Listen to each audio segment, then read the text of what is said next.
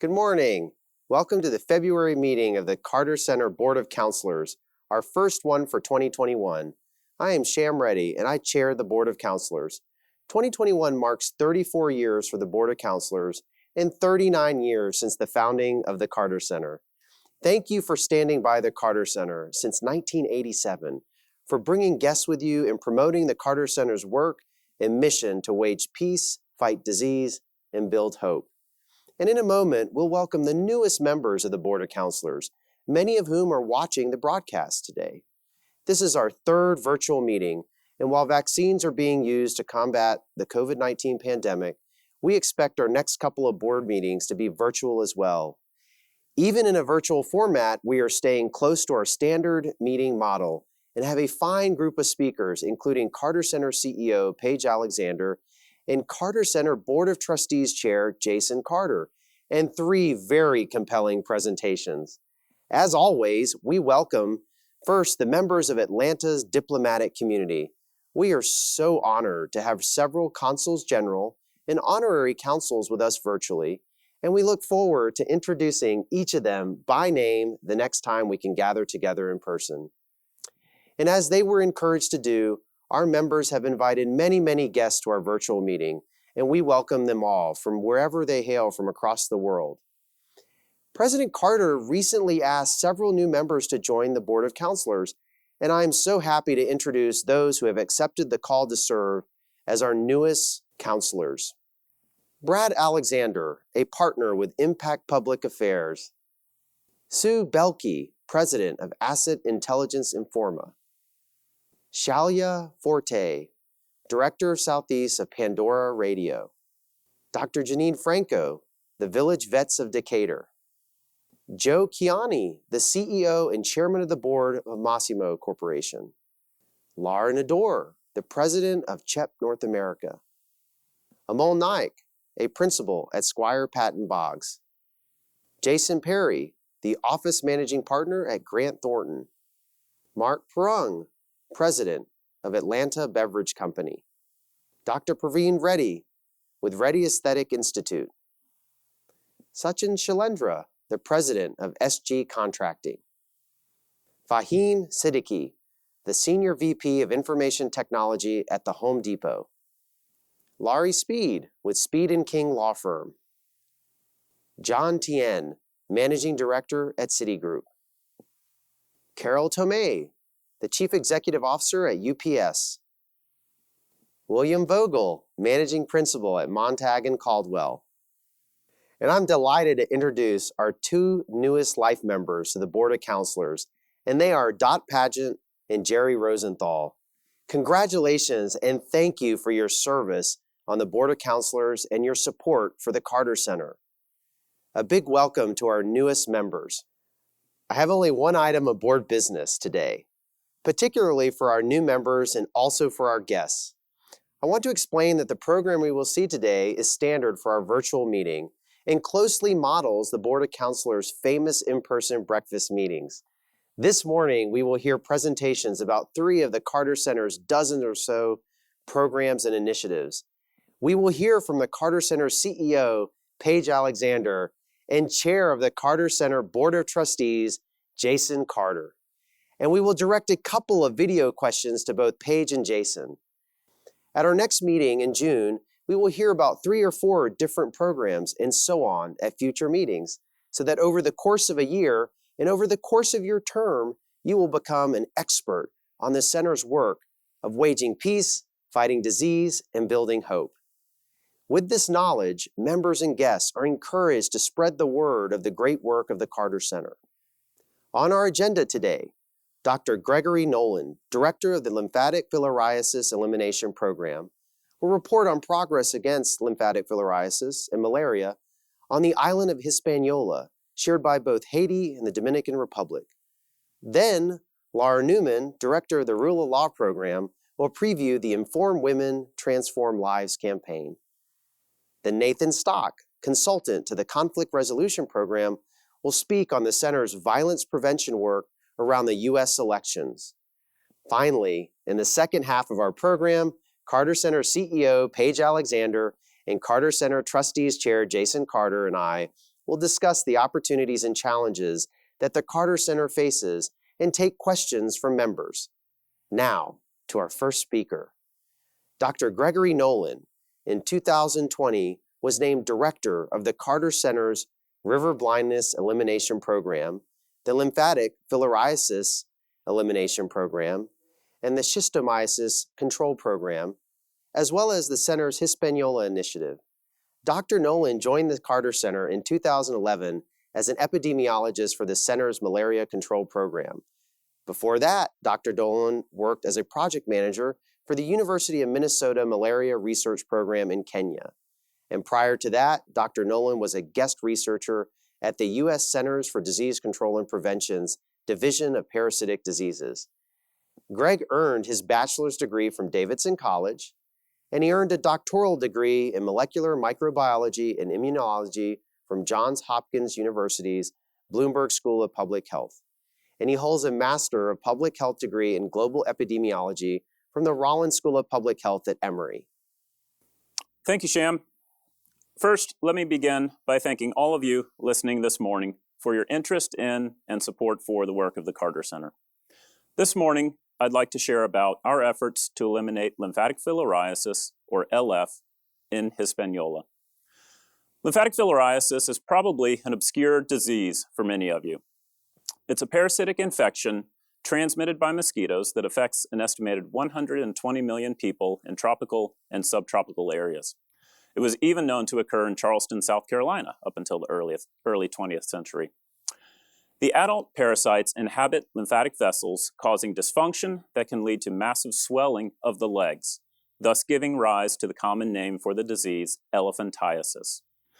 This largely irreversible condition brings physical pain, as well as stigma and social exclusion from having big leg, shunned from family, friends, spouses, even the marketplace, as people believe the goods you sell are also poisoned or cursed, just like you.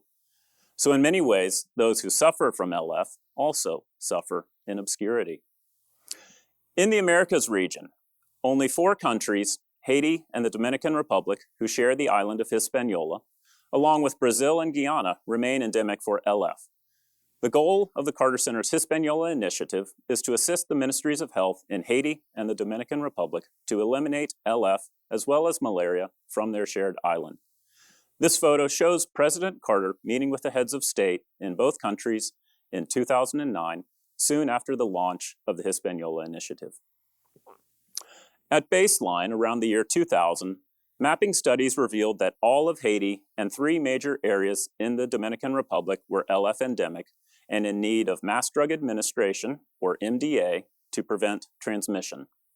A true drug combination of albendazole, donated by GSK, and diethylcarbamazine, donated in recent years by Asahi Pharmaceuticals, given once a year to the entire population in endemic areas for at least 5 years, is predicted to break LF transmission. Before turning to Haiti, let me quickly highlight the progress in the Dominican Republic. As of 2018, each of the 3 formerly endemic areas have stopped MDA for LF and are now in the 5-year post-treatment surveillance period required by the World Health Organization. The Carter Center provides assistance to the Ministry of Health to conduct post-treatment surveillance surveys and to prepare their dossier for submission to WHO for validation of LF elimination by 2023. In Haiti, 86% of districts have also met criteria to stop MDA and enter post-treatment surveillance. A great achievement, no doubt, and a testament to the handful of partners like CDC who have supported the program from the beginning. But the job isn't finished, not for those of us in the elimination business. The 19 districts, those shown in red in this map, remain in need of MDA to break LF transmission. This is perplexing because some areas have received many more than the 5 years of treatment. For example, Leogane, just to the west of the capital Port-au-Prince, has received 17 years of annual treatment. So what's going on in these areas? Why is an effective drug not breaking transmission? Well, one of the reasons is that the drug doesn't work if people don't take it. As you can see in this chart, historic annual treatment coverage in Leogane has generally only hovered around 65%, the minimum level recommended by WHO. And in fact, in 2018, only 62% of the population was treated. In other words, each year 35 to 40% of the population is not treated. And studies have confirmed those who are not treated are more likely to be infected. So it's no surprise that transmission continues in these areas. After the 2018 MDA, the Haitian Ministry of Health asked for the Carter Center's assistance to improve drug coverage. And we, in turn, reach out to Dr. Jim Lavery, an expert in community engagement at Emory University. His team spent several months interviewing program staff and learning about MDA campaigns. Much of the investigation focused on the design and operation of drug distribution posts, such as the one shown in this photo. Trained community volunteers are stationed across the city asking passersby to stop and consume pills to treat LF. Would you stop and take pills? I know I probably wouldn't. I'm in a rush to get home. I took the medicine last year, maybe the year before that. And what is LF anyway? So one of the key recommendations from the Emory team is that we need to pay attention to the consumer experience. In other words, take a business approach, treating the consumer more like a customer. We began implementing recommendations ahead of the fall 2019 MDA, which was delayed until early 2020 due to political instability in Haiti. We saw a 14 percentage point increase in drug coverage from 62% to 76%, and then a further increase to 79% in the December 2020 MDA. This year, we will extend our efforts by identifying and working collaboratively with systematic non-compliers to learn about the reasons for not taking treatment and co-developing strategies that address these concerns. In addition, we have received a grant from the Gates Foundation to partner with 2 software companies to improve the microplanning and operational management of MDA campaigns. For example, instead of conducting a time and labor-intensive door-to-door census to determine the treatment population for MDA, our collaborators can derive highly accurate population estimates from publicly available data sets. We then use these data to define treatment zones for each distribution post, shown here in red, for MDA teams to accurately plan and manage supplies for the week-long campaign, and to make sure that no neighborhood is missed. And finally, while MDA prevents new infections from occurring, we can't forget those who already suffer from lymphatic filariasis. In Haiti, there is only one facility across the entire country currently providing specialized care for LF patients. So this year we initiated trainings to expand the number of referral centers in the country. And we are also collaborating with our mental health program of mental health care to reduce depressive symptoms that are so prevalent among LF patients, with results from this year-long trial soon to be available. So let me conclude there and say, on behalf of the future generations who will no longer face the threat of lymphatic filariasis, I thank you very much for your attention. Thanks, Greg. It's so great to see a fellow Rollins alum doing important work in your fields of expertise. I'm looking forward to seeing you continue to do great work over the coming years. Laura Newman joined the Carter Center in 1999 and now serves as director of the Rule of Law program, overseeing information, accountability, and justice projects in Latin America, Africa, and Asia. Ms. Newman has served as a member of several international organizations on transparency and as a consultant to the State Department, World Bank, and the Inter-American Development Bank. Before joining the Carter Center, Ms. Newman served as an attorney representing persons living below the poverty line. She earned her bachelor's degree in international relations and her law degree both from the University of Wisconsin in Madison. Laura, look forward to hearing from you too. Thank you, Shem. It is an honor to virtually be here with all of you. I appreciate your allowing me into your homes and offices, or in many cases, your home offices, and I hope that you have all been healthy and well. At the Carter Center and in the Rule of Law program, we have remained busy. This morning, I'm particularly pleased to share with you our progress on the upcoming launch of the Carter Center's Inform Women, Transform Lives campaign. For many of you who have been attending Board of Counselor meetings for some years, you may recall that the center has been working to advance the fundamental right of access to information for over 20 years. But about 10 years into this work, we realized that women largely were absent. This was surprising because, as the saying goes, information is power. and a genuine right of access to information is particularly important for women, as it allows for more effective decision-making regarding education, economic empowerment, business opportunities, health, and the promotion and protection of other rights. It also enables women to participate in public life, have meaningful voice, and hold governments and service providers accountable. We suspected that women may have been less present because of inequities that she faces when trying to access public information or services. At President Carter's urging, we did a multi-country study that demonstrated that, in fact, women are not able to exercise their right to information with the same ease, frequency, or rate of success as men. Despite the over 125 countries with access to information laws, the benefits have not reached many women because of a web of factors, including fear, lack of awareness, poverty, illiteracy, and insufficient time and mobility. In response, the center began programming in 3 countries to support government and civil society to advance the right of access to information for women. And we convened an international conference to consider the significant disparities and inequities and to develop a series of suggested actions. To deliver on the conference recommendation to increase awareness of the challenges that women face and to demonstrate the value that public information can play for women, their families, and their communities, the Carter Center developed the Inform Women, Transform Lives campaign. This is the first ever campaign of its kind. Initially, we were planning to work with national governments on the campaign, but after reviewing the more than 600 requests for information that we have assisted women in making, we realized that the information most valuable to women is the most local. So we switched our focus to work globally and at the city level. The objectives of the campaign are to raise awareness about women's right of access to information, to help cities reach women with information related to municipal services, public benefits, and how to participate in local government decision-making, to increase the number of women accessing this information and to demonstrate the impact it can have, and ultimately to influence global policy to more explicitly include women's right to information. To begin the campaign, President Carter sent a letter to 30 cities inviting them to apply to be a part of the inaugural cohort. We recognize that this was coming in the middle of COVID, when cities have been hit the hardest, and so we hoped that we would at least get a few interested cities. To our surprise, more than half of those invited sent in an application. An expert selection committee reviewed and ranked the cities, and ultimately we chose the top 13. As you can see, these represent major cities from Africa, Asia, Europe, and North and South America. The campaign itself has 8 components.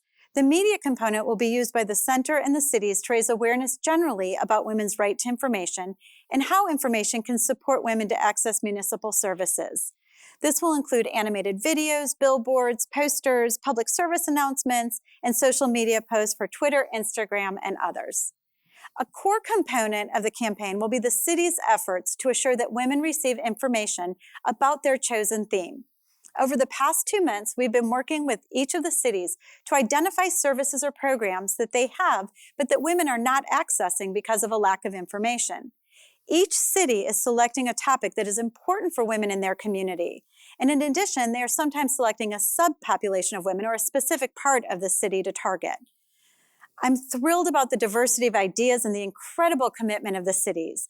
In some of my remaining time, I would love to share with you the plans of a few of these amazing leaders and their teams. For example, in Chicago, they have a program called the Chicago Key.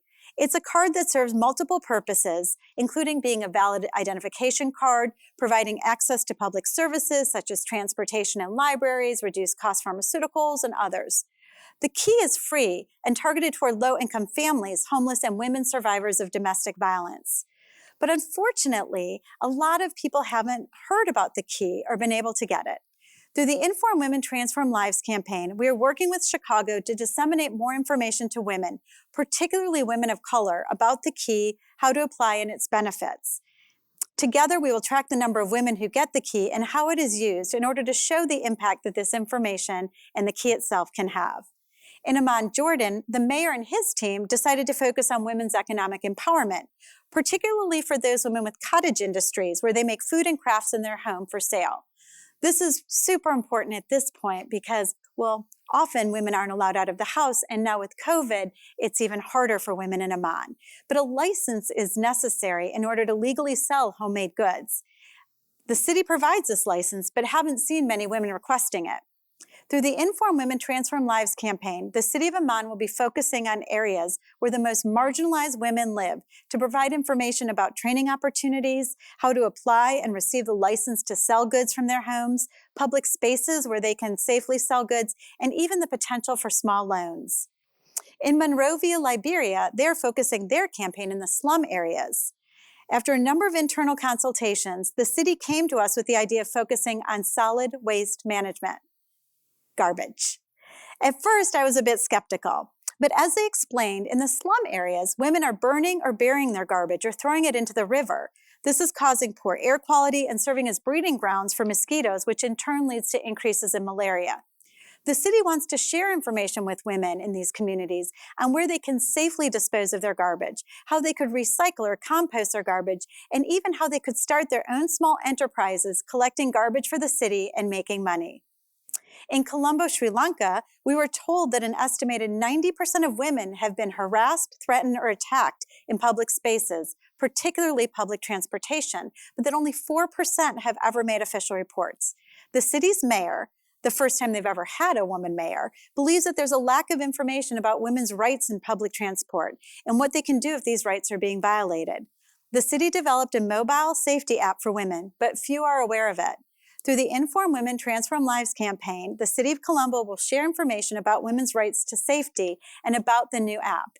In addition, they plan to highlight jobs that are available for women to serve as bus drivers and conductors, and how they can apply for these positions, with the hope that if more women are driving the buses, it will be safer for all female passengers. Perhaps one last example. In Guatemala City, the municipality runs women's centers that provide free health care, nutrition, legal support, and job training. These centers are located in the poorest parts of the city. While they're open to all women, the city found that almost no women under age 35 are using the centers. Through the Inform Women Transform Lives campaign, they plan to raise awareness about the centers, their locations, and the many services available. As you can see, I'm super excited about how these cities are using the campaign to increase women's economic empowerment, safety, and well-being, truly demonstrating the transformative impact of information.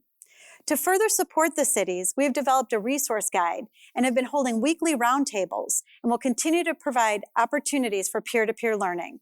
Additionally, we will be engaging civil society organizations in each city through a competition for small grants, and will seek to leverage all of these experiences to influence policy change. The campaign will officially launch on March 8th, International Women's Day, and will continue until September 28th, International Right to Know Day. On the launch day, we are working with the cities on creative ideas that can highlight the campaign even during COVID. And we will have an opportunity for people from around the world to come to the Carter Center website and pledge to create a world in which all people can access information to transform lives. But we could use your help. As members of the Carter Center's Board of Councilors, it would be wonderful if on March 8th you told your friends and colleagues about the campaign, shared messages on your own social media, and made the pledge to serve as a champion for women's right to information. Thank you for your continued commitment to the Carter Center and for your support of our work.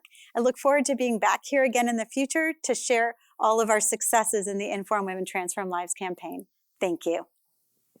Thank you, Laura. I am so excited about the Inform Women Transform Lives campaign initiative and really looking forward to you rolling it out and seeing all the success that comes along with it.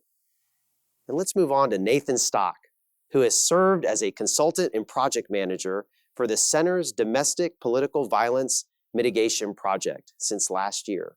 But his affiliation with the Carter Center began in 2008. Mr. Stock is an adjunct instructor at Furman University, where he teaches on conflict assessment and prevention, intergroup dialogue, and leadership for social justice. He is also a non-resident scholar with the Middle East Institute. Mr. Stock served as the Carter Center's field office director for Israel-Palestine, overseeing programs in Israel, the West Bank, and the Gaza Strip from 2013 to 2017. Prior to that, Mr. Stock served as an assistant director in the Center's conflict resolution program. Before joining the Carter Center, among other posts, Mr. Stock served as a program coordinator promoting civil society in Kabul, Afghanistan for Counterpart International. Nathan earned a bachelor's degree in international relations at Colgate University, and a master's in international peace and conflict resolution at American University's School of International Service. Nathan, we look forward to hearing your remarks. Thanks, Shem, and good morning, counselors. It's a pleasure to be here. My name is Nathan Stock. I'm with the Center's Conflict Resolution Program. We just finished a 5-month project where the Center was able to experiment with applying some of the methodologies that we use to address armed conflicts abroad to polarization and other threats of violence around the recent U.S. elections. There's not time this morning to review everything we did, but I'd like to share a few key highlights over the next few minutes. First thing to note is that this project only began September 1st, which did not give us a lot of time with the presidential election coming November 3rd. Our first task was to figure out which communities in the U.S. might be at increased risk of unrest around the election. We believed that by looking at past patterns of violence and public protest, we could roughly anticipate which communities might be hotspots around the November election.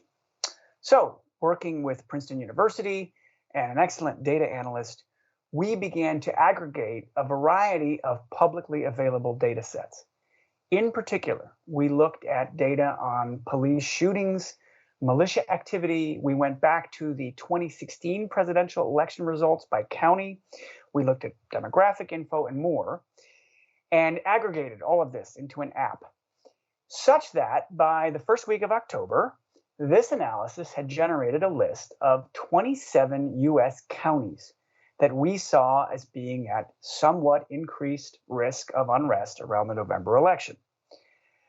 Most of these were counties that were home to smaller, liberal-leaning cities in close proximity to more conservative rural areas. Portland, Oregon is a good example of this phenomenon. We also had a few larger metro areas, including Atlanta and Dallas, places where you had suburbs that were more politically mixed between liberals and conservatives. The Carter Center recognized that we didn't have the resources to work in all 27 of these communities. So we strategically reached out to other national organizations, civil rights organizations, human rights organizations, national dialogue organizations. We shared these findings with other nonprofits that we hoped would have some resources to engage some of these potential hotspots in advance of the election. In parallel, the conflict resolution program settled on 4 locations where we decided to try to engage directly. We chose Raleigh-Durham and Charlotte in North Carolina, Atlanta, and Pittsburgh, Pennsylvania. And the idea in each of these communities was to see if we could engage local community leaders who we could convince to work with us proactively before the election to help make their communities more resistant to possible violence or other disruptions to the electoral process. By this point, it was mid-October. The clock was ticking. We very quickly sent out emails and made phone calls in these communities, and we began to pull stakeholders together. We engaged a number of faith leaders, heads of local nonprofits. We worked with the former mayor of Charlotte, and we ultimately pulled together a series of workshops via Zoom. So each community, one for Pittsburgh, one for Charlotte, et cetera, had a Zoom workshop with the stakeholders that we were able to bring together in this very rushed process. In each of these workshops, we did the same things. We started out by sharing the risk profile that our database had developed for a given community. So you can see here the unique risk profile for Fulton County. This is where Atlanta is located, right? This just lays out how the violence risk factors in our database compared for Fulton County versus other counties in the data set. So we shared this analysis, and then we tried to build some consensus with our participants. We tried to understand to what extent they were concerned about possible violence or other disruptions of the elections. Who did they think might be victims of this violence? Who might be perpetrators? And as we built this consensus, then we tried to work proactively to empower these community leaders with the idea that we could get ahead of this, that as influencers in their communities, they could be issuing positive, proactive messaging that might make violence less likely. As part of these workshops, we shared a series of talking points that the Carter Center had put together. A number of these messages focused on electoral integrity. These were put together with help from our Carter Center colleagues who work on elections. We shared key messages designed to bolster confidence in the electoral process, as well as specific messages designed to push back against violence. We engaged with a very active interfaith group in Pittsburgh, including Jewish, Christian, Muslim, and Hindu leaders. This graphic illustrates a customized social media message that this interfaith group in Pittsburgh put together. They took our generic content and translated it into Pittsburgh themes. It turns out that Heinz ketchup was invented in Pittsburgh. They put together a whole series of these social media messages and released them on a regular schedule up to and after Election Day, November 3rd. So that summarizes a lot of what we did, at least in a few swing states before the presidential election. After the presidential election, with the Senate runoffs looming in Georgia, we refocused most of our efforts on Georgia and went through a somewhat similar process. In Georgia, we particularly engaged a lot of faith leaders. And here I have to thank our former BOC chair, Ann Kramer, for making so many helpful introductions. But the basic work was similar. We pulled together a couple of Zoom-based workshops, mostly with faith leaders in Georgia in December. We put together customized messaging for these faith leaders and others, and made the same underlying argument that we could proactively, working together, put out messages that could strengthen norms in our communities in favor of democracy and in opposition to political violence. This last slide shows you some of the social media content developed by Carter Center Communications that was shared with faith leaders in Georgia. I just want to underscore the underlying theory behind this work was that by identifying trusted figures in these communities, the Carter Center could help them make violence around the elections less likely. We knew from the start that this modest, rushed project could only begin to address some of the challenges facing U.S. democracy, but nevertheless, we're encouraged by our results. The Carter Center had never done work of this nature in the United States. We had little to no contacts in most of the communities we engaged, and yet, time and again, virtual strangers were willing to volunteer their time to work with us on this. That's a good sign. We were also encouraged by the fact that our ability to marshal data, quantitative data and qualitative conflict analysis, something we use so effectively in our work abroad, also was very helpful in engaging on these issues here at home. Finally, one of the things we do so well on conflicts internationally is convening, engaging stakeholders from senior elected officials to grassroots activists. And here again, we found that this ability to open doors and engage was helpful here in our domestic context. So, to sum up, we're under no illusions about the challenges facing our country. These challenges are immense, and the Carter Center certainly doesn't have all the answers. But the experience of this pilot project does suggest that we can contribute to solutions here at home. Thank you. Thank you, Nathan. It's sobering that the United States should have to focus on political violence, but with the events of January 6th, we are thankful that the Carter Center is taking this important issue head on. Now we're going to make a set change for our group discussion, and let me take the opportunity to introduce our panelists and my good friends, Paige Alexander and Jason Carter. First, Paige joined the Carter Center as CEO in June 2020, continuing a distinguished global development career with over 2 decades of experience spanning the government and nonprofit sectors. Paige held senior leadership positions at the United States Agency for International Development, otherwise known as USAID, during 2 presidential administrations.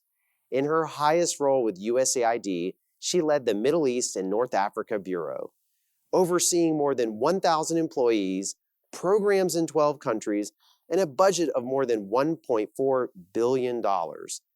Between her assignments with USAID Paige was Senior Vice President and European Founder President of IREX, an international civil society, democracy, and education nonprofit.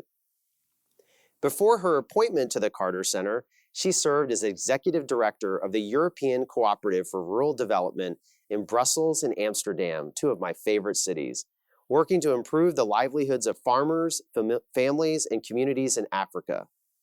She earned her bachelor's degree in organizational communication and social psychology from Tulane University Newcomb College. I am also pleased to introduce my friend Jason Carter, chairman of the Carter Center Board of Trustees. Jason is a partner with the law firm Bondurant, Mixon, and Elmore. He served in the Georgia State Senate. He is a trustee of the Georgia Bar Association.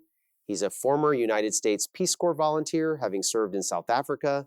He's also a former Carter Center intern, and he's the first grandchild of Jimmy and Rosalynn Carter.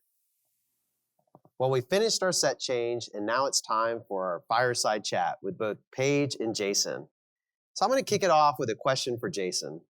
So tell us about your grandparents, how they're doing, and we'd love to hear what it's like being chair in the middle of a pandemic.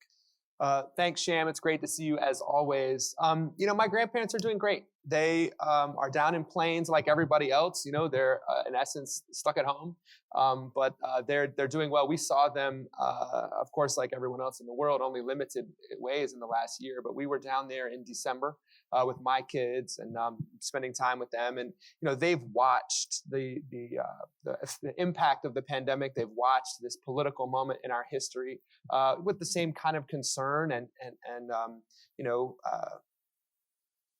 worry that a lot of other folks have. And, I hear from them a lot. My grandfather will call me on my cell phone, every once in a while and just talk. But one of the things that they're happy about right now is the state of the Carter Center.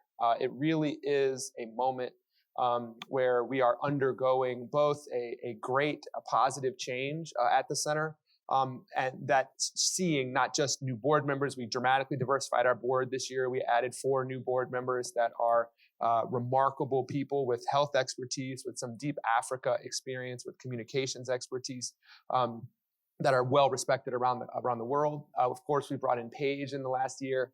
And frankly, since Paige has come in, we've brought in new substantive leadership over both the health and peace programs that are going to be really exciting people that are going to drive it into the future. And I think it's a really happy time for my grandparents because as they prepare for their 75th wedding anniversary this year, which of course is totally absurd. It's like winning 7 Super Bowls.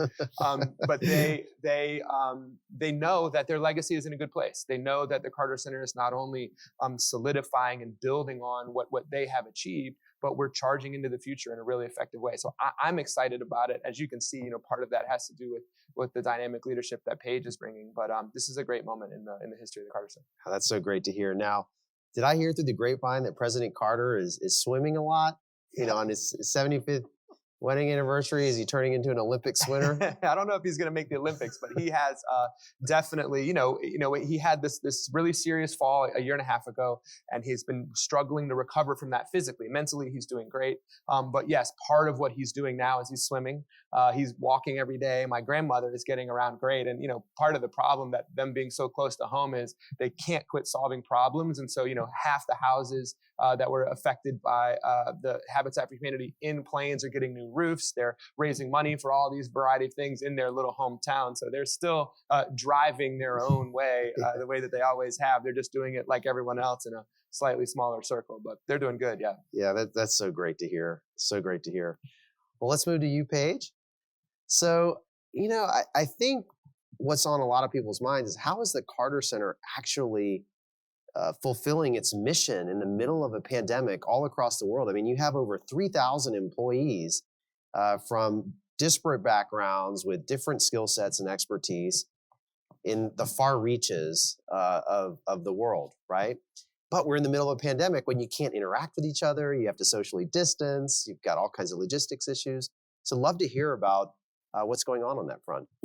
Yeah, I think the resilience of our staff is something that has been really wonderful for me to walk into. I was actually I was looking at my calendar and realized it was a year ago that I was down in Plains with you, talking to President and Mrs. Carter and having pimento cheese sandwiches, and no idea that we were going to walk into a global pandemic. So we were headed in the direction of the continuity of what the center's always been. And then COVID hit, and racial injustice, and all of the issues that we've been dealing with. So the resilience of our staff has been remarkable. We have fallen back in mass drug administration in some places, in Nigeria and others, and we don't know what that will mean. But as soon as WHO allowed us to be on the ground, we were on the ground again. It's been really remarkable. We've had great changes for guinea worm, because we do work at a local level. I had watched over the weekend an interview that Melinda Gates had done with David Letterman, and in that conversation, she says the best advice she ever got was from President Carter, where he said, it has to be local, it has to be locally owned. So even in the middle of a global pandemic, when you're looking at developing countries and developed countries suffering with some of the same issues that we never thought would be at our doorstep, we've got local people who work with us who are continuing the activities. And for that reason, it's been wonderful. At the same time, we bring the technical expertise of trying to find innovations and new ways to do things. And so whether it's guinea worm and using drones to affect changes on the pond so we get to the copepods, or whether it's in doing election observation in Cote d'Ivoire and Myanmar and other places in a different way than we've done it before, I think that there's been a lot of pivoting. So as I like to say, with these challenges come some great opportunities, and the staff has really risen to that occasion. And so it's an exciting time to be strategic and figure out how we can keep doing this important work.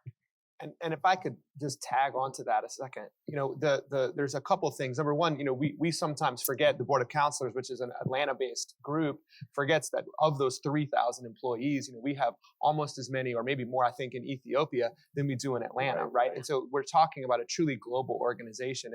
And when you confront issues in some of these places, it almost brings people together to be dealing with this pandemic, right? Everyone is learning in the same way. In the United States, we have a different set of resources, but you're still able to bring people together. As I think, and you correct me if I'm wrong, but as sort of our global staff has seen the United States confront a series of issues, it has helped some of the dialogue and some of the virtual aspects of this moment have improved some of the communications that we have with our global staff out in the field. I think it is an interesting moment. Of course, it's got serious problems, and as she mentioned, it's bumped back some of the mass drug administration and some of the other things. But we have discovered new ways to fight through these problems and new tools that we're going to use to do it. Yeah, that's such an interesting point, because there are so many things the Carter Center has done globally, and very effectively, whether it has to do with vaccine distribution and deployment to bringing healthcare to rural communities. In light of the pandemic, the innovation that's coming out of whether it's being constrained due to government shutdowns or social distancing or whatever, I'm going to tap into some of your substantive experience. I know both of you are executives and leaders, but at the same time, you got here because of a lot of the stuff you've done from the time you entered your professional career to now. What are some of the learnings from our foreign work that can be brought to the U.S. to help with some of the pressing issues that we're facing today, whether it's on the civil society front or on the healthcare front? Do you want to take that one? So I'll start. Yeah. So just the flexibility that we have at the Carter Center, because we have such an amazing donor base, because people rely on us to sort of be good stewards of their funds as well as our program activities. I think it allows us to take our international experience, and when we did, as Nathan talked about earlier, and as Laura Newman's talking about with Inform Women, Transform Lives, we can do that in Atlanta and Chicago, as we're doing here, as well as overseas. And I think that flexibility that the Carter Center offers is so different than being part of a U.S. government donor organization or being reliant on funding that comes from a certain space. We have that flexibility, and together with the board and strategic thought processes coming from staff, we actually have been able to do some interesting things because we recognize what happened internationally and what we can parlay to do here. Yeah, I mean, I agree, and I'll just say that it is frequent that someone says, well, you know, your expertise in health, your mass sort of public health work, your democracy work, you know, why is that relevant to the United States? we I know. all the time. I know. Who would have thought? You know, with you being new here and giving your, I mean, there's great rapport that both of you have. So, tell us a little bit about how you two are working together as a team and what you're doing to collaborate with one another to continue to move the Carter Center forward. Well, let me start there since Paige started last time. We have one of the things that's true for me right now is this giant building is empty, and everyone's working remotely. I'm working remotely in a house that has multiple children learning from home. Right. My wife is, until very recently, she's a teacher at Grady Midtown High School, and until recently she's been at home as well. And so there have been moments where I have come, to here to do it. I have an office upstairs to do a little bit of work, maybe a court hearing or something where I can't have my dogs barking in the back. And I think that has been one of the aspects of this moment that's great, because she and I will see each other distanced across the room, et cetera, but really have opportunities just to bounce ideas off of each other in good ways. And I think we've been doing that in a really effective way. Yeah, and for me, as Jason says, this place is empty. I do come in every day. I loved working at my parents' dining room table when I first got here in June, but decided that perhaps it would be better if I were in the office. And having that interaction, the one-on-one interaction I have with staff on screen, still gives them a sense that I'm here and gives me a way to get to know them. Because when everyone shows up with masks on, I think at all of our works, it's going to feel very different. You miss the body language. So with Jason being just right across the hall sometimes, and it's a good way to have these conversations on a one-off basis that allow us to have more of a rapport than I think we would have otherwise. Yeah, I think the serendipitous interactions are so important. Yeah. Well, I am excited that you two have seized the moment in so many ways, along with the 3,000 plus employees of the Carter Center. We're clearly doing some incredible work. With that, I'd like to kick it off to the audience. We had a few questions come in via video that were directed to both of you. So let's move to those questions from our VOC members. Good morning, Jason, Paige, and Sham. I'm Ann Kramer, and I would love to ask a question about any engagement in domestic issues within the United States. The global learnings have been so amazing, and the issues that we face often in this United States are similar to some of those challenges that you've so bravely challenged all over the world. So I would love to know, what if there are issues that are to be considered and or situations that could be considered in which the Carter Center would be totally involved in those issues in our country, domestic issues. Thanks so much. I love seeing all three of you. And so thanks, Ann. Always good to hear from you. And we have some really interesting partnerships. I think that we're under no illusions that over the period of the 2020 elections that these challenges are going to go away. So the question is, what do we as an international organization do domestically? And we had some great successes in the 2020 election. We had over 45 national media interviews. We had hundreds of millions of impressions and hits on our website for all of the work that we did for transparency. And I think for us, that's a lesson that we took from our international experience. But we're looking in two main areas to figure out if we can be, as President Carter said, be bold but be unique. And there are a lot of people who have the wherewithal to do domestic programming. But we have a great partnership with Cure Violence and Bridging Divides and the ADL and St. Luke's, where Ann is from. And to be able to have those partnerships and figure out what comes next is important. And to take things like digital threats that we've seen overseas on misinformation, how does that stream through our programs here, and how does that affect our partners in the field? We have a moral obligation to hold our country accountable to what we do overseas as well. So those are areas we're going to be looking into. I'll be looking to Jason and the board to help us strategically figure out where we can plug in. So excited. And I'll just note from the board's perspective, we have to ensure that we can meet our own standards. And one of the biggest issues that we have as a nonpartisan organization, we know that we're neutral. Around the world, we're seen as neutral. In the United States, we have to build that reputation of neutrality even more. Obviously, we're led and founded by President Carter, who is a Democrat. But this organization has always been nonpartisan. And as we've built partnerships and as we continue to build that out, that's going to be an important part of any of our domestic work. More questions? We do. We actually do. We have a couple more questions. Let's go to the second one. Good morning. Tommy Barrow, Decatur, Georgia, and longtime BOC member. Jason, my question concerns Myanmar and the recent military coup. I know the Carter Center has been involved in Myanmar for some time. How do you envision your work going forward in light of the coup?